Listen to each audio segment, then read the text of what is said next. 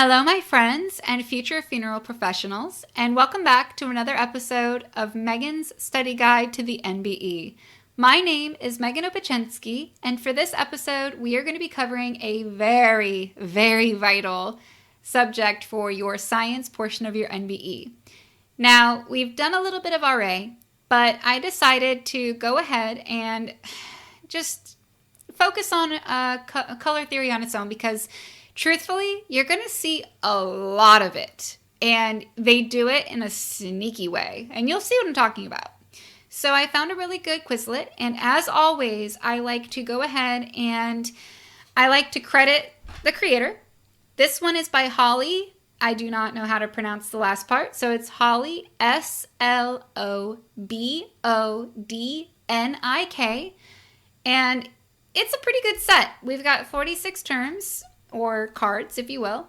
I will not only credit her, but I will also link you to this Quizlet so you can see it for yourself. Now, Holly went ahead and included some wonderful demonstrations, or illustrations, and I highly suggest you take a moment and go and look at it, truly. So, with that being said, all of these are important. Now, I want you to listen to this more than once and understand all of these are important. You are going to be asked many questions on your science MBE regarding color theory. It's incorporated into not just colors, it's incorporated in makeup. They will ask you it in terms of applying makeup, like what makeup tones, what to do with what. They incorporate it with lighting. You'll see, we'll get there. So just hear me out. You know how I like to tell you they're tricky. They take a topic that you wouldn't think would be incorporated in so many freaking ways, and yet they do. So take all of this, and I want you to soak it in like you are a dry sponge, and you're getting just a little bit of water, and you're just sucking all that water in that you can. That was a visual. Anyway, all right. Without further ado, let's go ahead and get started, shall we? So first up, light colors. Now, it's not what you think. We're not talking light as in, no. Light, and remember, you are studying for the NBE. You are not applying common knowledge or work terms, and that's going to come in later. You need to study what they call it, right? All right. Light colors. Soft, quiet, gentle. Dark colors. Serious, weight, depth. Physiological effects of color. These are colors relating to mood. Now, if you look at the Quizlet, you will see a really cool picture where the person actually provided black, yellow, red, different colors, and the moods that they provoke, right? Clear tones. Now, if you're like me, I read clear tones on mine and went, I was like, how does something verbal apply? Because I'm a dork. Clear tones, in terms of color theory in RA, means energetic, youthful, and friendly. Yep. All right. Now, bright colors. Now, when you think bright colors, think of things that catch your eye. And I like to think of it this way. And I tell people that I help to remember this. When you're driving down the road, and you got some construction coming up, what catches your eye? Those bright orange cones, those vests, yellow signs telling you that you have a merge coming up, for example. Think that, because bright colors excite and they draw attention. Got it? I know you do. All right, up next is muted tones. Now this means like muted. Think like mute. If you're a cat person like I am, think of a muted tortie. A muted tortie is kind of like a calico, only they're muted colors like grays instead of black and bold colors. They're muted. So muted tones are, defined as refinement, sophisticated, or dullness, which I find kind of not fitting, but okay. Then we have dull, muddy colors. I don't think this is as important, but better to know it than not. Somberness, depression. Now, the following are very important. You need to know these. Hue, the property of a color by which it is distinguished by another. For example, red, yellow, and blue. Spectrum, visible band, the original standard of color, the progressive arrangement of colors. Now, keep an eye out for this acronym. You will see it, and it actually might be a question. So remember the acronym ROYGBIV. Now, my husband's name's Roy, so I came up with my own for that. So if you can think of yours, for me it was Roy, give, I don't even remember what the other ones are. But that is the acronym stands for red, orange, yellow, green, blue, indigo, and violet. All right? Seen when a beam of white light is broken down into its component colors. That's the spectrum. Now, reflection. A reflection is the return of light waves from surfaces, the bending or folding back of a part upon itself. Absorption. The process of taking in, as in a colored object which absorbs certain rays of lights and reflects other rays, giving the object its recognizable color. Isn't that fascinating? I find how we perceive color absolutely incredible. Like the cones, rods, anyway, doesn't matter. Medical background, I'm sorry. All right. Value. You need to know all of these. I'm telling you. I am not, have I led you wrong? Like, if you did arts after my arts thing, like, did I lead you wrong? No. Value. The lightness or darkness of a color. Light is high value achieved by tinting or adding white. Dark is low value, which is achieved by shading or adding black. Now, to add, you need to know tinting and shading. Now, tinting, you are adding white, okay, to make it high, okay? Tinting, adding white. Shading, adding black. All right? You need to know that. I'm telling you. All right. Intensity. Now, this is common sense, right? Not very often can I say confidently that you can use common sense. Intensity is the amount of strength a color has or has brightness or dullness. How intense is that color? Is it intense? Is it really bright? Or is it not so much? It's pretty dull. You got it. Easy correct answer. All right. Tone. A hue mixed with gray or its complement to make it dull or less intense. Monochromatic hue. Variation of one hue, tinting or shading of color. Achromatic color. Now that's achromatic. I know I have a weird accent sometimes. Achromatic color. This is not found in the visible spectrum. This includes white, black, and gray. Now here's the Prang system. The Prang system is the pigment theory or the color wheel primary. All right, that is the three hues that can be combined to make all other hues. Now think of hues as colors, all right? I know you know this from elementary school because this is where I was like, really? Red, yellow, and blue, okay? Secondary. I know you know these. Equal, and that's key because there's another one where it's unequal, all right? Okay, so secondary. Equal mixtures of two primary hues to make orange, green, or violet. Now, they don't call it purple, it's violet. Just so you know. All right. Tertiary colors. These are colors produced by an equal mixture of a primary color with a secondary color adjacent to it on the color wheel, right? All right. Intermediate. Colors obtained by mixing two primary colors in unequal proportions. Remember I told you. All right, complementary colors. These are directly opposite hues on the color wheel. Any two pigmentary hues which, by their mixture in equal quantities, produces gray. Analogous. In color harmony, two or more hues which have the same hues in common. Triadic. A triadic color scheme uses colors that are evenly spaced around the color wheel. Triadic color harmonies tend to be quite vibrant, even if you use pale or unsaturated versions of your hues. All right. Split complementary. In addition to the base color, it uses the two colors adjacent to its complement.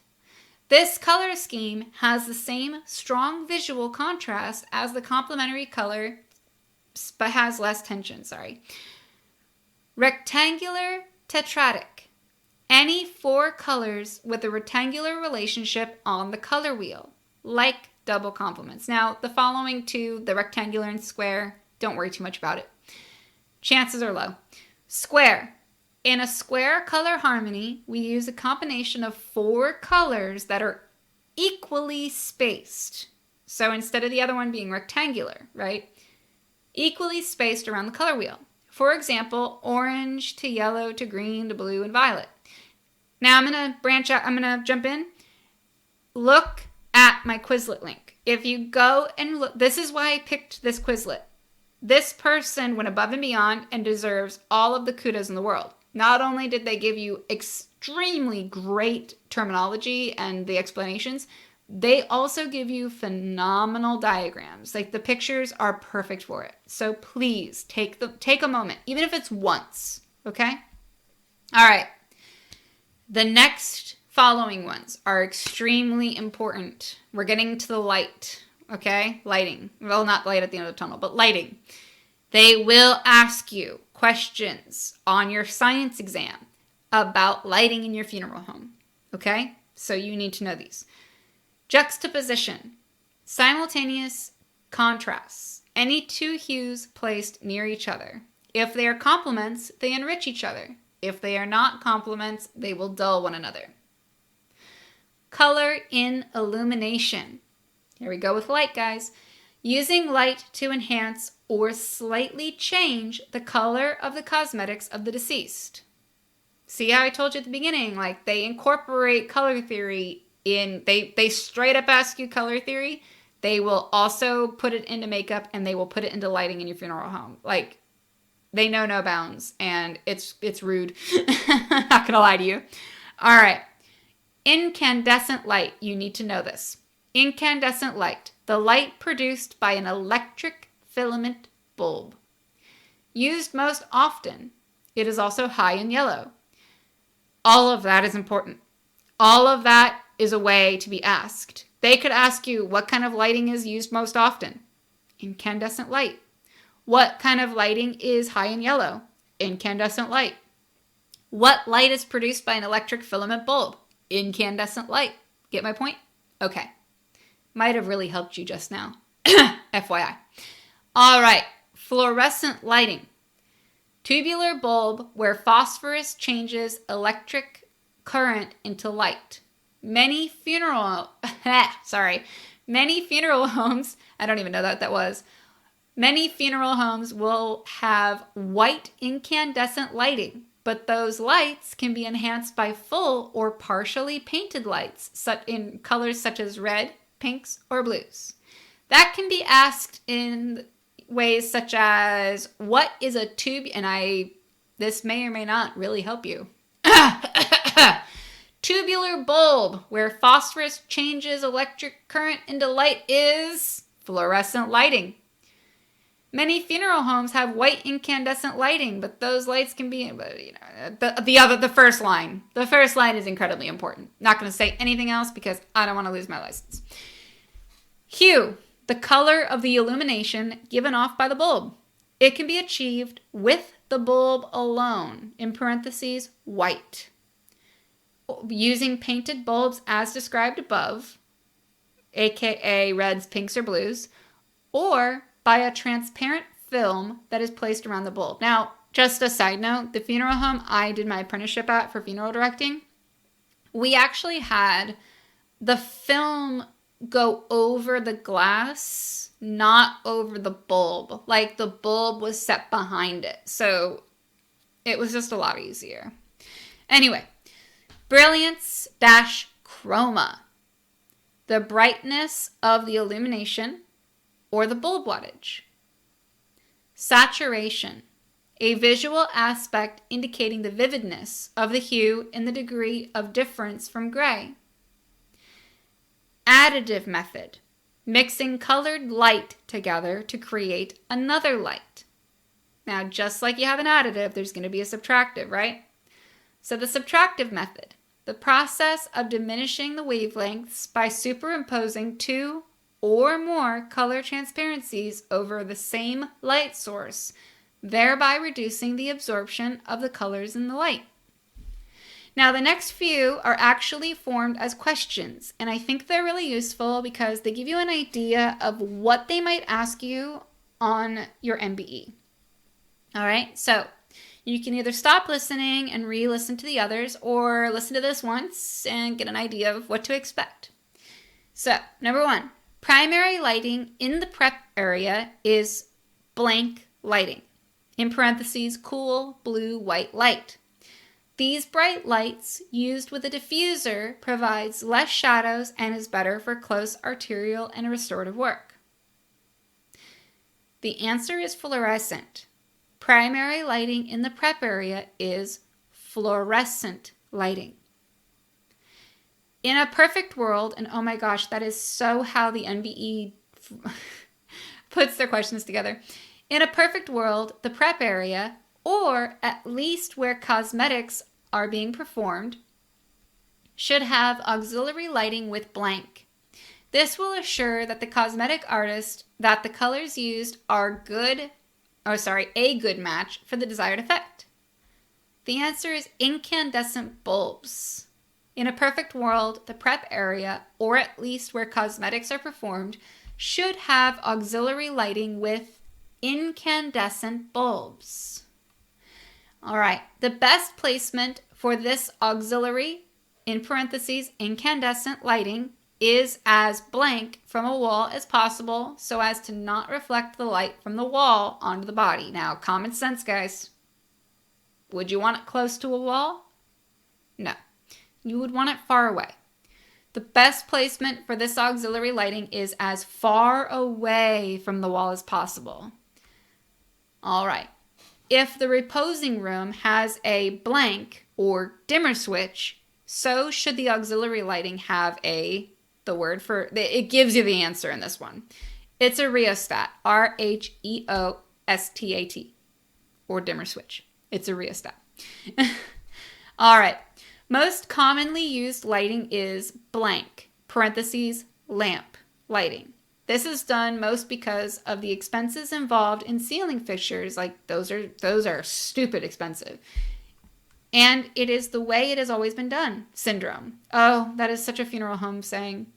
These lamps can throw inconsistent lighting on the room as they place colored lighting on the body and white light on the ceiling. Now, I'm going to butcher this word because I've never actually heard it said. Torchiere, it's torch and then I-E-R-E. Torch, I-E-R-E. Sorry, guys. Don't judge me. I love you. The best reposing room lighting is incandescent lighting in the ceiling. And this ceiling light should be 3 different fixtures of 3 different colors. Best case scenario, cosmetic lights Cosmetic lights in recessed ceiling fixtures, each on adjustable swivel with a dimmer. Each fixture should have a 600 watt capacity. Lighting should be 20 inches apart, parallel with the direction of the casket, roughly 6 feet from the wall where the casket sits. Should have a master switch so that there is no need for readjustment, variations in color every time. The bulbs should be between 75 and 150 watts each. Candle power will depend on the height of the ceiling. Lastly, This whole system is a definite must if you have any natural sunlight in the room. All right. Remember, red, blue, and green are the primary colors, and together they produce blank light. With proper rheostat or dimmer switch adjustments, these colors can be manipulated to produce nice tints for any skin color. The answer is white. So remember, red, blue, and green are the primary colors, and together they produce white light. All right, almost done, guys. Position casket where it will not be affected by blank effects, and be sure to place sheer panels on all window fixtures to diffuse the light. The answer is sun or shadow. Position casket where it will not be affected by sun or shadow effects. The next is a true or false. Too many different lighting, and you will get lots of those, by the way. They're not just multiple choice. There are true and false, so be prepared for both. Too many different lighting scenarios is hard on the eyes and confuses the mix-up of the decor of the funeral home. That is true. All right, lighting for flowers. All flower lighting should also be on a rheostat or dimmer that consists of blank bulbs and be a soft white bulb. The answer is 150 watts. So all flower lighting should also be on a dimmer that consists of 150 watt bulbs. Just trying to summarize that for you. All right, last but not least, the casket veil. And yes, this is under color theory. You'll see why. Old-fashioned way to hide a lot of tough cases. Provides more of a silhouette than the actual body. It can give color to a body, hide traumatic injuries, and be used in situations where lighting is impossible to control. The layout in a church or another venue, for example. You'll see, if you become a funeral director, you will very quickly see one. I experienced it. You will. Also, used for certain cultures. Popular color used is poppy red with 4-inch ecru lace, which I'm sure you remember from arts, around the edges. All right, guys, and that completes this section. This Quizlet was very informative. Like I said, I cannot emphasize enough. Please go back, just go into my notes, click this. Even if you look at this bad boy once, you just need to know, you got to see those visuals. She really does go above and beyond. Listen to this more than once. And I'm not saying that because of the ads, guys. The ads barely pay for the subscription to have this for you. I apologize for the ads. But no, color theory is important. And that can be the difference between you passing and failing. Because I know when I took it, some of these, they had me tilting my head because my teacher did not go over that. They went over pathology way more, and I didn't hit that lottery. So please, please, please, please heed my advice. Make sure that you read your RA. Make sure you know not just your RA, but color theory and how to apply it to things like I told you. Listen to my hints. This literally gives you it. I can't. This is good. This right here is the best one I found. All right. With that being said, I'm going to go ahead and wrap this up. It's good to be back. I also need to say, as far as the Taggart notes, I am no longer allowed to give those out. I have officially been kind of served. I cannot do that. I push my boundaries anyway for you guys, and I gotta say I can't push that one. So I love you, and I'm so sorry, but I have to also say they are really out of date. I've been saying that for a while. If you want an up-to-date study guide, you can still go to the DEAD Program's website. David has 2 separate study guides, one for art, one for science. Yeah, they're a little bit spendy, but it's an investment in your career and your future. And they're fantastic. And if you use my code, it's a forever code, capital MEG, number 25. Gives you $25 off of each book. Some people say it doesn't work together, so do 2 separate transactions and get free shipping. Who cares? Get your code, get your discount. I do not make anything off of that. I just got that code for you, my listeners, to benefit. Okay? I don't want you to think that I'm pushing that for my own benefit. I'm not. I'm pushing that for your benefit. Please let the tagger go. They need to just RIP. Like, let them rest. It's okay. It's time. But otherwise, as always, if you need to get a hold of me, I'm Megan Opachensky on Facebook. I'm the only registered or verified account. If you do fan mail, I really need you to send me a way to contact you, because it hides your whatever, however you contacted me, it hides it from me. So I'll see your name, but I can't even reply. So send me your email, whatever. I love hearing from you. Also, science is a lot. So I'm kind of at a standstill trying to figure out what to prioritize, and there's so much information I want you guys to have. If you personally have a subject that you think would be beneficial and I haven't covered yet, shoot me a message, because you're probably not the only person. And hi. My cat is, Rory Borealis wants to say hello. Hi. Okay. If a black cat says hi, it's good luck. Right? Hi. Okay. So, as always, I'm here for you. I will help in any way I can. I hope that for any of you getting ready to take your exam, good luck. Don't let them psych you out. Don't pull a Megan where you throw up your McDonald's breakfast in the parking lot right beforehand. Don't let them psych you out. It is one big mind game. Just remember, you know your stuff, okay? Like, truly, you know it. Don't let them think you don't, because that's what they want. That's how they get you. And you know what? Gosh, if you fail the first time, you got it the second. Because once you take it, I swear you'll see what I'm telling you about. This is an answer key. Read your books. You will literally, it's a whole new world. Is that copyright? I better stop. But seriously, think of it that way. If you don't pass, you will the next time, because it's like you see it. You see what I'm trying to tell you. So, and the things I'm like, this is important. Like you'll know. So that's why I'm so confident in my arts. And I want my sciences to be the same, which is why I'm spending so much time. It's just so much information. So anyway, with that being said, I hope that all of you have a lovely holiday, because as I record this, Thanksgiving was, a couple days ago. Holidays are coming up. Whatever you practice, I hope you have a wonderful holiday season. And good luck on everything. Have a wonderful day, night, weekend, week, whatever you got, all right? Thank you for tuning in, and I'll see you next time, okay? Goodbye.